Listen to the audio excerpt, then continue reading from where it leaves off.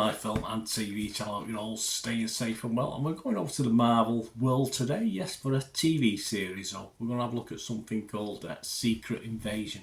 Please, if you are new to the channel, push that subscribe on, push the bell notifications. Everything film and TV, of course, series like this, films, information vlogs, you name it, we try and do it. Please jump on board. And all your comments are very, very welcome on this series or anything to do with film and TV. It'd be great to hear from you. And if you do like the series Secret Invasion, and you do like my efforts to give you all the information, what other people are thinking, not just about me, give us a thumbs up, guys. Give us a like. It'd be much appreciated. I'm trying to get to 10. I got to one the other day on one of these film and TV things. So yeah, press that like button. Be very grateful. Yeah, of course, science fiction adventure. Only 6 episodes, yeah, and they range from about 35 minutes to about 42 minutes, so not overly long. Created by Kyle Bradstreet for the streaming service Disney Plus, based on the Marvel comic storyline of the same name, of course. I think this is also available on Hulu at the moment. It's the 9th television series in the MCU universe, MC universe, produced by Marvel Studios, sharing continuity with the films of the franchise, of course. What's it about? Well, it's all Nick's back, isn't he? Nick Fury learns of a secret invasion of Earth by a faction of shape-shifting Skrulls, those nasty Skrulls. Well, not all of them are nasty. Fury joins his allies, and together they race against time to thwart an imminent Skrull invasion and save humanity. Will he do it? Well, we're still here, aren't we? Yeah, Samuel Jackson and Ben Mendelsohn reprise their respective roles as Fury and Talos. Yeah, Talos, I like Talos, from previous MCU media. We've also got Kingsley Ben-Adir, Killian Scott, Samuel Adewunmi, Dermot Mulroney, Richard Dormer, Emilia Clarke, Olivia Colman, yeah, she does very well in this, Don Cheadle, Shalane Woodward, Christopher McDonald and Katie Finneran.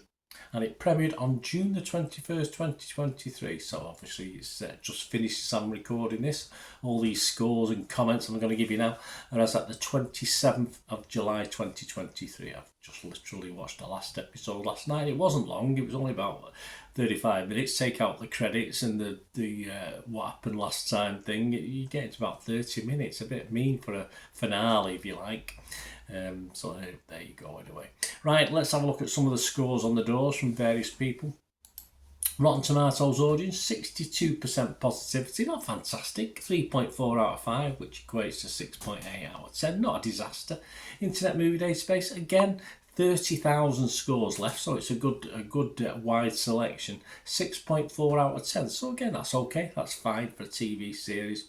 Meta users, the Metacritic site I look at, they only give it 3.6 out of 10, so they do buck the trend a little bit.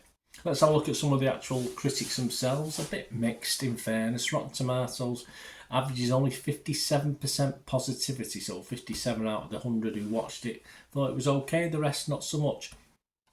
But it does average a score over 6 of 6.25 out of 10. That's based on 182 reviews on Rotten Tomatoes. That's 106 fresh and 76 rotten, so a fair chunk of rotten. The consensus reads, a well-deserved showcase for Samuel Jackson. Secret Invasion steadies itself after a somewhat slow start by taking the MCU in a darker, more mature direction. Okay, let's have a look at some of the critics themselves. Richard Rooper from Chicago sometimes said, Kingsley Ben-Adir makes for a charismatic lead villain, while Emilia Clarke is terrific as Talos' daughter. Yes, there's certainly some good characters in this. I quite like them. Probably better than some I see in the actual films themselves. Oh, they are in the films, but they just felt better in this. Richard Newby from Empire Magazine said, it was one of MCU's most mature projects to date. Secret Invasion is a riveting, tense drama that gives its actors and weighty material and encourages its audience to look beyond the sheen of superheroism. Yeah, felt just right. A great watch for the family for me. Dan Friegenberg from Hollywood Reporter, though, he didn't quite like it. For the most part, Secret Invasion is more dour and even dull than one might expect from its John le Carré, Graham Greene trappings. Quiet start, but it soon got going, mate. Lucy Mangan from The Guardian. What does she say? Well, it poses a question of what happens if humans and aliens are alike under the skin, but not just in the happy, wholesome ways we are always promised, are we? Unfortunately, it needs deeper thought and better writing than this. No, it's not really meant to, I don't think, Lucy, I don't think it's meant to be that deep. It's just sci-fi entertainment on the telly. I don't want particularly deepness on it. I just want to be entertained. Metacritic, as said, the other site we look at, they're averaging it over 6. It's 63 out of 100. That's based on 24 critics. 12 were positive, 11 were mixed, and 1 was negative. And it scored anywhere between 25 and 88 out of 100. The Telegraph's Ed Power, he wasn't overly enthused. He gave it 40. He said in its first 2 episodes, the action moves from murky and hard to follow to dull and hard to follow. Worse yet, it looks cheap. I don't think this was hard to follow. There's a lot of MCU stuff I find hard to follow, not particularly this. And cheap compared to what? One of the $152 million budget films? I'm not too sure, really. Ed, I'd agree with that. Radio Times' old Louise Griffin, she gave it 80. She said, the series isn't perfect, she's right there. There are moments that are a little slow going in the first episodes as we head into the heart of the series, yes. But if Secret Invasion continues the dynamic it's built from its beginning, we could be looking at another spectacular series right when Marvel needs it most. Yes, certainly for me, better and more interesting than some of the movies. And just good old-fashioned fun sci-fi action for me, and that's what I wanted. So there you go, guys. Just a brief summary for me. What I thought, 6 episodes seemed a little bit mean, as the critic said there. It sort of got going and then it sort of ended. Especially if I do have a big criticism, it's the final episode, which just seems a little bit undercooked for me as a finale. It was just, as I said, just about 30 minutes, and I felt a little bit underwhelmed and shortchanged by it all after quite enjoying the series overall. As I said, I enjoyed it throughout.